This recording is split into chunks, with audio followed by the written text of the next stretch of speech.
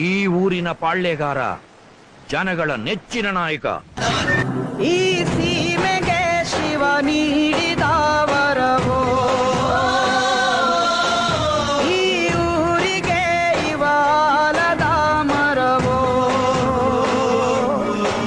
ಮೂರು ಸುತ್ತಿನ ಕ್ವಾಟೆ ಗಸ್ತಿ ಬೋಧಿಸಿದ ಕೃಷ್ಣ ಇವ ನೀರವ, ಬಲ ಭೀಮನಿಗೂ ಬೆವರಿಳಿಸಿ ತೊಡೆತಟ್ಟುವ ಎತ್ತವರ ರೀತಿ ಕನ್ಯಾದಾನ, ಕುಂತಲ್ಲಿಯೇ ನಿಮಗೆ ಸಿಂಹಾಸನ.